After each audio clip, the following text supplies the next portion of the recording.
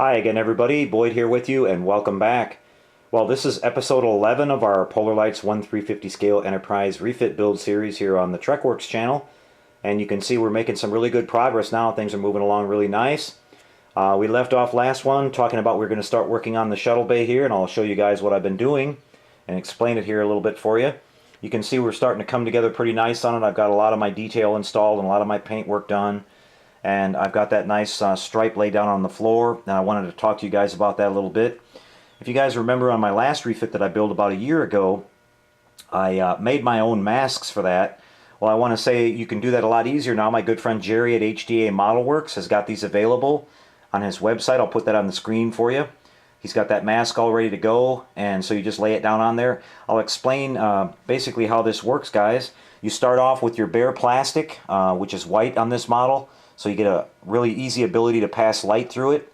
And I sprayed down some adhesion promoter first, and then I sprayed a light coat of yellow all over the center part of this, anywhere I knew where I was going to use the mask.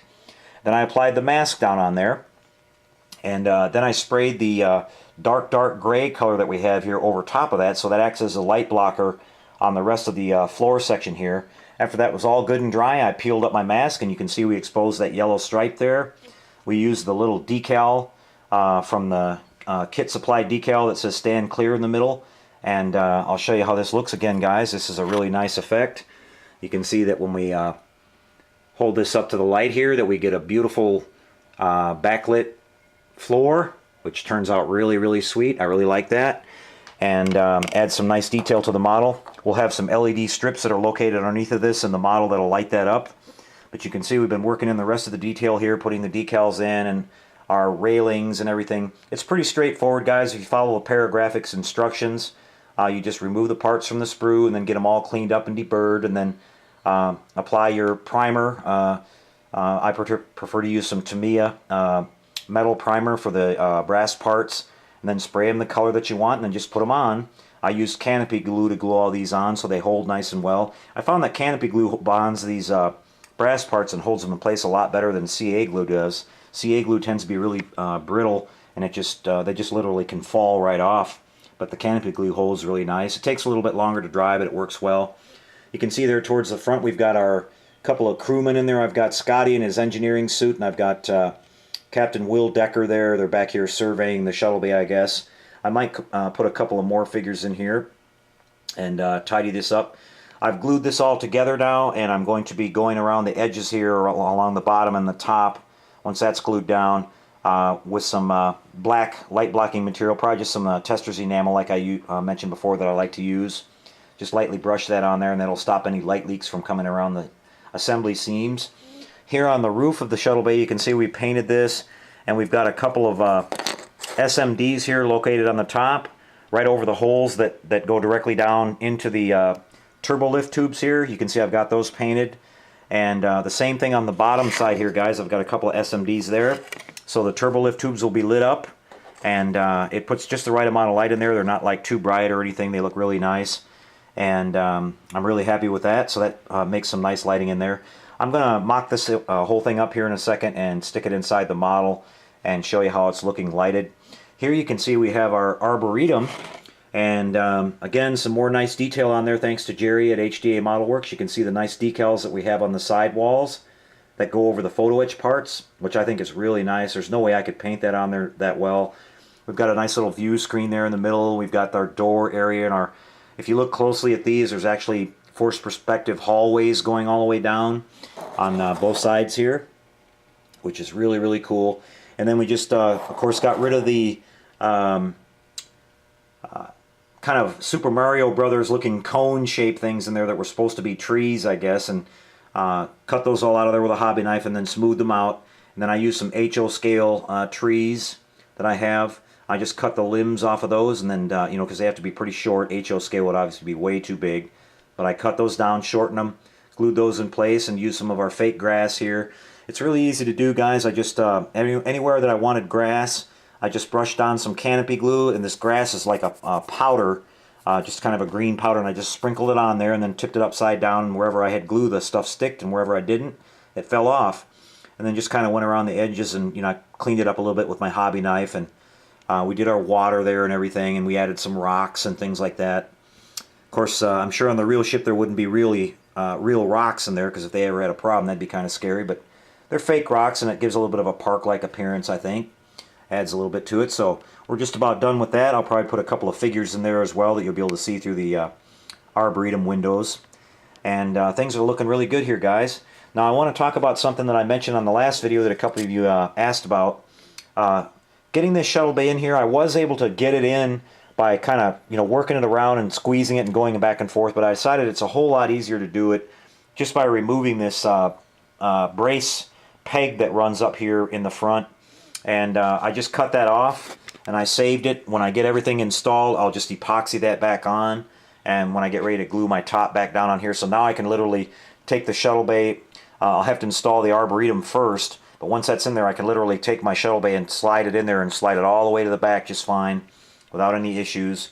That way I'll be able to work all my wiring and everything in there too and not have any worries. We've still got a lot of wiring to drop in here. We've got to connect our wires from everything that needs to go up through the pylons to the engines. We've got to connect this strobe here on the bottom, which is going to be connected all the way up through the neck to our control board inside the saucer. So there's quite a bit of wiring to do on this. But what I'm going to do right now, guys, is I'm going to set this all up and get the shuttle bay installed in there real quick for you, and get the arboretum installed there so you guys can kind of get a look at how things are going to look when we're getting this thing closer to being put together. So I'll be right back with that, guys. Okay, everybody, well, I'm trying not to wobble too much here, but here's an up-close view of the shuttle bay, kind of mocked up here, and you can see I'm really pleased with the lighting in it this time. I did it different than my refit before. I used a little bit different combination of colors and different combination of lighting, and I really like how nice and clear this is looking. And of course, we've got, as I mentioned, we've got a couple light leaks on it here and there around the ceiling and around the, you can see where the wall meets the floor there, a couple little tiny spots. But once I go around that with some of my light blocker, either some black enamel paint or some tulip or something like that, that'll take care of all those. But you can really see how nice those turbo lifts look back there, lit up by themselves. I used some warm white in those so that they would look similar how they looked on the scene that they showed them working in the motion picture. And if you look really close up there against the wall there on that railing, you can see the two figures. I may put a couple more figures in this here and there to kind of liven it up a little bit. But I'm really happy with this, and it's turned out great. You can see we've got our nice little beacon here working on the bottom, and the one up on the top here. I'm going, as I mentioned, I'm going to put one more SMD in the back here underneath, facing the tractor beam emitters here. I guess that's what they are, these red guys up here. But our other, I think these are some kind of scanners or sensors I read on the instructions. Those are lighting up really nice. And again, mentioning again that this one here and the one on the fan tail on the bottom doesn't flash on the Enterprise refit in the motion picture. If you look closely during Star Trek II, they started flashing those. So, but we're doing the ship from the motion picture, so we're not having those flash. You can see here I've got my floodlights working really nice now. I removed that Elmer's glue that I used for masking in there, and it turned out just perfect, guys. That came out of there in one pop, and it didn't get any. I didn't get any paint on any of my LEDs or anything like that. It worked really great, and she's throwing some nice. You can see there how it's going to throw the floodlight effect up on top of the pylon, and of course here on the outside edge, all the way up. And if I can pick this up really carefully, I'll get you a shot of the arboretum here. And you can see how nice that's going to look, guys. We got all of our detail in there. And you can see that detail on the wall, which is really sweet. Those decals make a nice difference. I'll show you the other side here. Now we're glaring in there just a little bit because I don't have the... if you look at the model kit you guys are familiar with, there's some sky decals that go on this. It'll make it a little bit of a shade of blue, and it'll darken it down just a little bit. And I may diffuse that ceiling here just a little bit to get it not glare quite so much. But I wanted to have kind of nice looking bright light in there, like a park-like setting. And I'm really pleased with how this turned out. So that's looking good.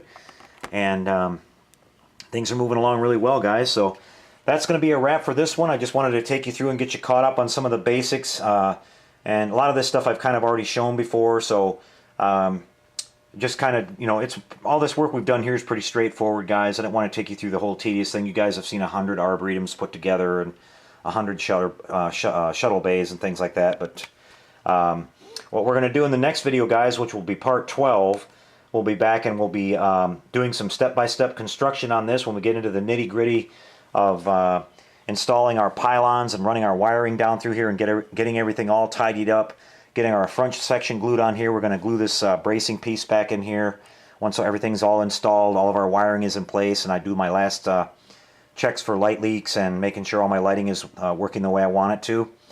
And then we'll be mounting the neck on there and getting that all ready to go. So all of our wiring and everything will be passed through, ready to go into the saucer, and we'll start working on getting it mounted onto our display stand through our hollow tube.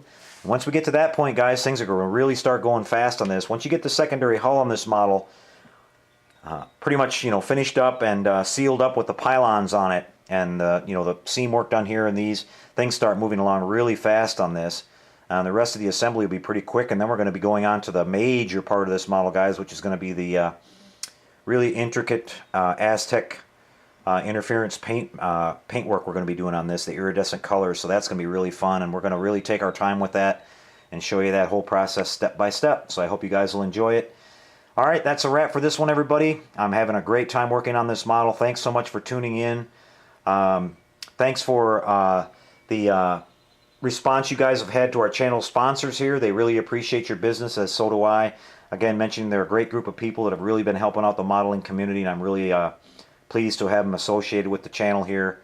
And just wanted to mention that we're still doing the commission building here on the channel.